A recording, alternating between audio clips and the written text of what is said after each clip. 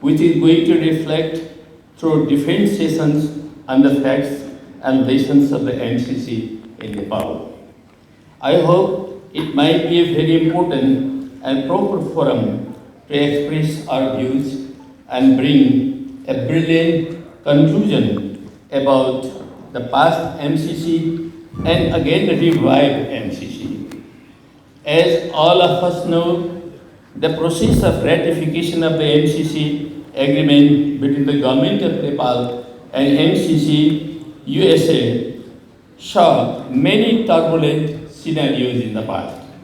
The agreement contains many vulnerabilities. The first and foremost is that it is designed to serve the purpose of giving articulation to a deeply designed security strategy of the US government in South Asia. And therefore, it may 我们 cause MCC 的 serious 这个 harm 项目里 to 面是有 the 很多 long-standing 内容， geopolitical 很多项目 balance 是对 in 我们南亚 Nepal's 国家是 relation 不利的，也 with 就 our 是对 great 尼泊尔 neighbors, 是很 the 不利的。 People's Republic of China and Republic of India. Hence, the agreement saw a flood of comments and opinions from all walks of Nepalese life. However, the major political parties that lead the government and represented the opposition bench choose to disregard the people's opinion and people's voice and the nation's interest. When the ratification process was going on, a drama was surprisingly played within the House of Representatives and the meeting of the political parties. Some political parties brought their students and youths onto the streets, but negotiated with MCC policymakers and representatives in the closed meeting rooms. Many leaders of the political parties betrayed the people and nation, and many youth, 现在很多 students, 党的领导，他们 experts, 对 and intellectuals for their 他 patriotic 们 stand 背反了国家， suffered a lot. 也背反 Some 了 of 很 them 多尼泊尔老百 disappeared 姓， from the scene today, and some of them face 他们就是为了自己的利益背反了自己的国家。 Even in the process of ratification, the then opposition party of the parliament was on the strike against the government. They tried to disturb the ratification process for their own self-interest. They had encircled the well of the house. They were making loud slogans against the government. No voice was audible to anybody when the ratification process was going on in our parliament. No voice 在这里 was 是 audible. 很多领 There 导 was 对 noise and MCC noise 说 in 话， every corner of the house. 他们反对 At 自己的 that 国 very 家， moment, one member of government 也不 put 听老 forward 百姓的话。 the proposal for ratification to the House from the rostrum. Nobody could listen the voice of the speaker. I also went to the rostrum and opposed the ratification process. Comrade Bhim Rawal and Comrade Prem Suwal also opposed from the floor. But there was no even discussion at all within the House of Parliament. Finally, the Speaker declared that MCC project has been ratified by the Parliament of Nepal. This was a surprising drama of ratification of MCC from our Parliament. While thousands of people were protesting from the many streets of Kathmandu capital against the ratification without improving the MCC document. Would there be a more shameful thing than it for an independent, democratic, and dignified country like Nepal? Most of the people of Nepal are always patriotic. They love our country more than their life. But they have been betrayed in this way by some leaders of this country. However, dear friends, this is only one dark page of history of my beloved country. I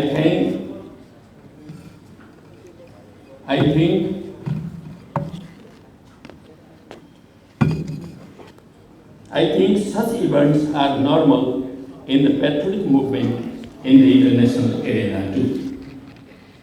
Patriotic people everywhere must be bold enough to defend the interests of the people, nation, and their country.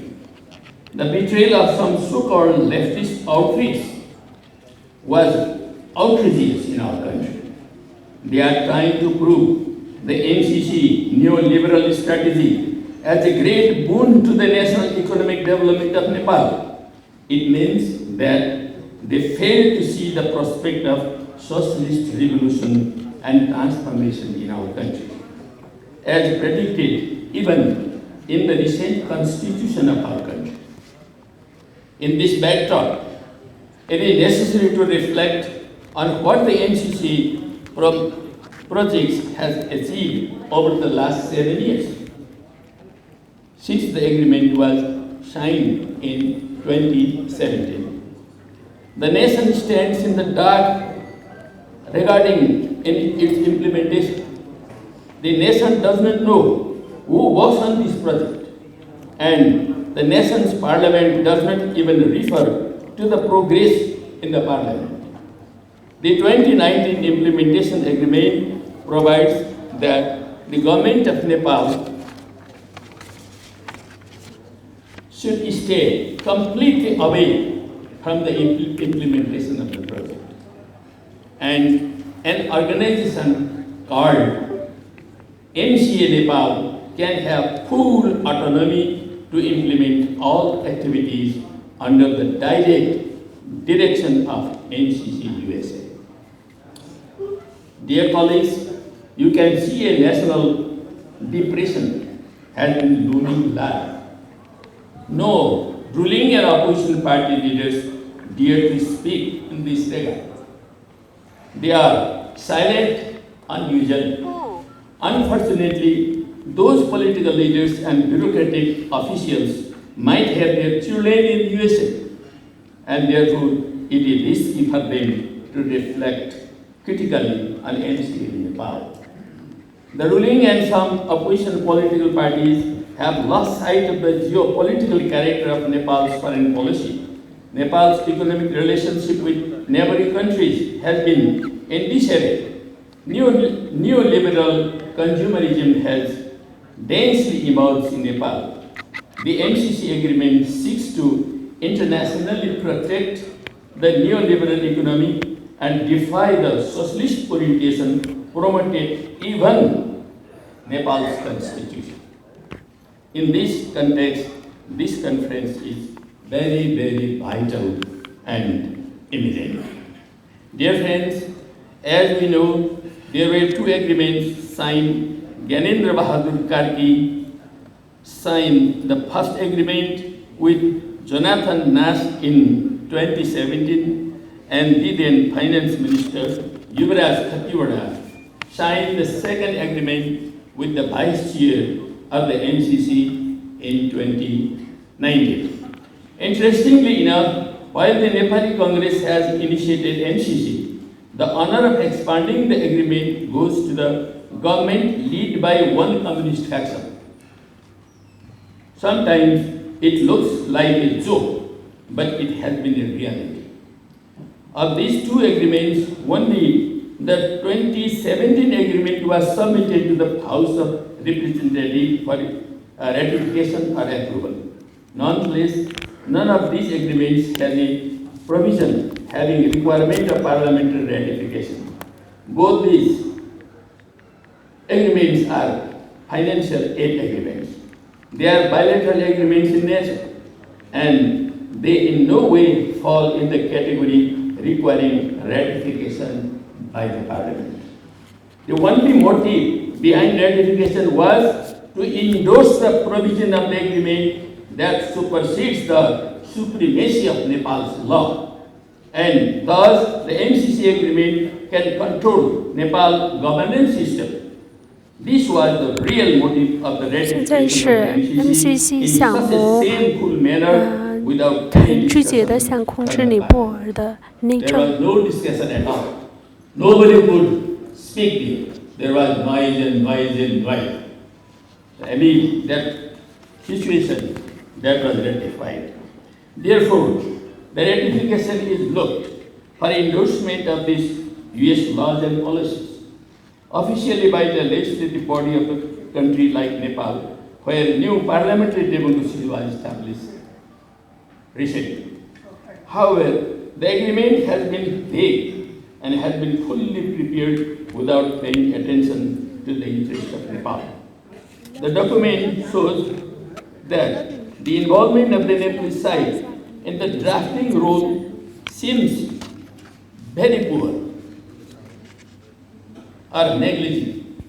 Actually, if the agreement is brought into implementation in the present structure, some serious problems will occur, even creating a serious fallout in Nepal-China and Nepal-India relations in the future. Therefore, to ensure the agreement comes into smooth operation, a serious review of terms and conditions is required. A few important issues to be addressed can be encapsulated as follows. The MCC agreement does not contain a provision requiring ratification from the Federal Parliament of the Republic of Nepal. Hence, the question regarding why it was dragged to the Parliament has no simple answer. It has many things behind it. A serious concern not addressed by the all of having this agreement ratified by the Parliament is that the same demand regarding agreements and treaties may be put forward by other countries also, even China and India also could demand. The requirement of ratification may, in fact, be pushed by some investors in Nepal and abroad to get rid of the parliamentary legislation of Nepal. This agreement gives sweeping authority to MCC and MCA Nepal, violating the constitution of Nepal. The authority given to MCC and MCA Nepal is exclusive of the government of Nepal. This agreement gives such power to the MCA Nepal that it has the authority to supersede government of Nepal. MCA Nepal is established by the executive order of the government of Nepal, however. But the agreement has provision to bind the government. These terms are derogatory to Nepalese sovereignty. Nepal's executive power under Article 75 of the Constitution cannot be questioned, cannot be transformed, cannot be reduced or abrogated by an agreement signed with the foreign government. Dear colleagues, this agreement allows MCA Nepal to recruit foreigners, and the government of Nepal is subject to granting a visa for an unlimited period. Why? There is no answer. No agreement can transfer the power of government that directly relates to the security of Nepal. This agreement actually obliges 不光是那个合作，但是 Nepal to 他 sign 们 the 是直接 electricity 的 deal 不能与参与尼泊尔的内政。 It creates a monopoly of India in the electricity market of Nepal. This cannot be acceptable. Under the Vienna Convention 这 on 是 the 不 law 可 of 接受的一 Paris 个东西。 1968, ultimately, this agreement will be a tool of bargaining with India. Finally, yet importantly, the ownership of the government over land property used by project activities is also in question. Without properly, it is said that from those lands already under the leadership of MCA, under the ownership of MCA, nobody could use that land. I think in the future, if there is to be a rail from China to Nepal, the rail must go through that land, but it has already captured by MCA. So it must be changed. if we have to bring rail from China to Nepal.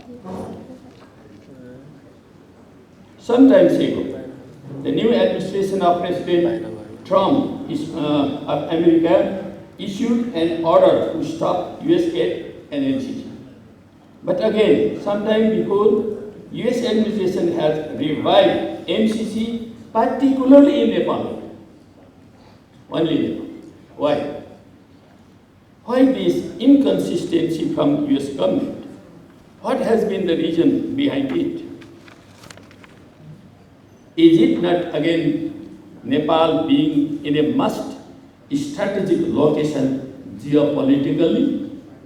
We have to find out a proper, practical, analytical, and logical answer about this change.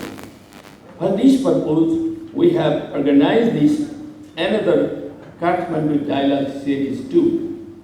I hope there will be a very lively, cordial, factual, and logical discussion in all the sessions today and tomorrow, and bring a very practical and logical conclusion in the context of very fastly changing global and regional political scenario around us, so that our relation in the future with our neighbors and with the world would be more fruitful. With these reflections, I would like to end my remarks. Thank you very much for your attention. Thank you.